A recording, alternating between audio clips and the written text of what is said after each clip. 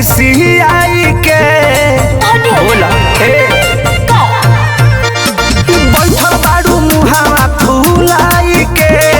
बोला तारू काहे खिसियाई के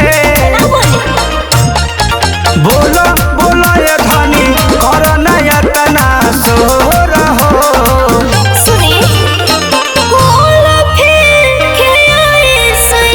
अच्छा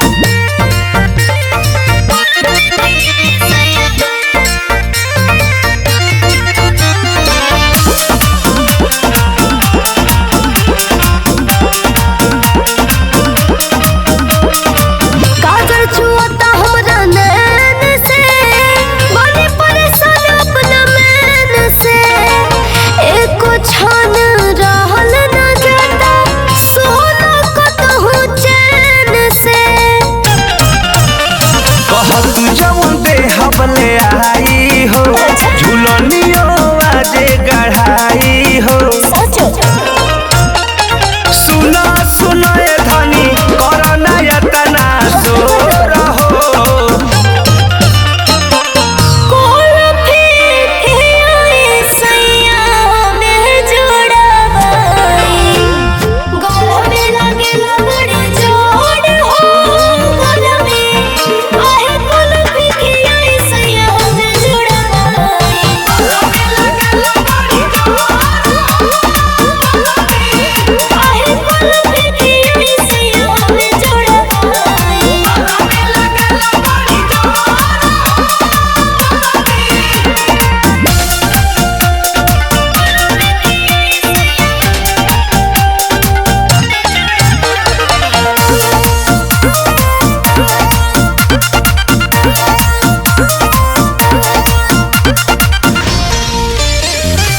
रोज तू धरे लो दिन हो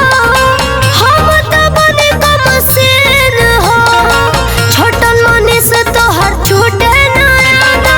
रहे लो अपने मनेन हो सब कुछ जानी हम जाता नहीं अभी बाजार हो कब कम नहीं होई सुन प्यार